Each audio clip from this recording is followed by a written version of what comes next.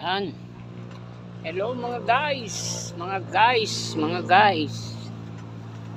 Gawa tayo ng switch mga guys.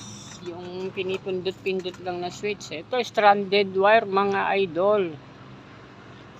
Stranded wire na 14. Ayan o, dalawa. Pipilipitin mo lang idol yung stranded wire. Magandang gamitin yan sa switch mga idol. Kaysa naman gumamit ka ng electrical wire na ganito kapino. Ayan o. Mga pino ang hibla.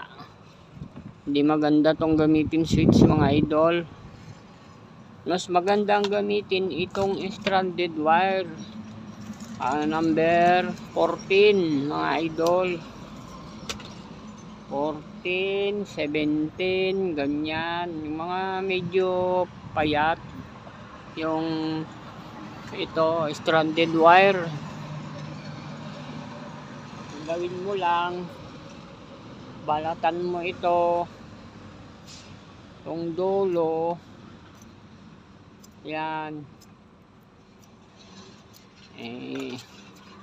Kung wala kang makuhang contact point, yung contact point magre-rematch ka pa. Ito mga panandalian, madaling gawin na switch. So ganyan o. Pulupot mo lang dito ng mabuti. Kumuha ka ng 2 o 3. Ayan. Pilipit mo na dyan na ganon.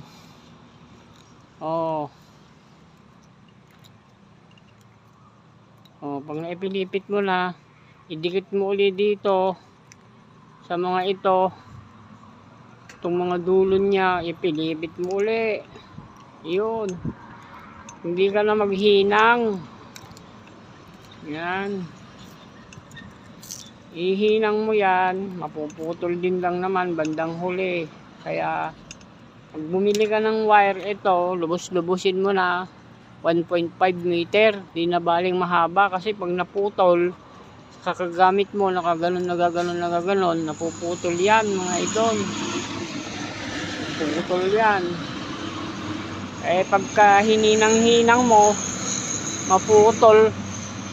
Saan ka maghihinang sa ilog? Halimbawa, kung kailangan mo pang ihinang, kung nasa ilog ka na naputol, ayan o, ganyan o. Ayan, ganito rin. Mga idol.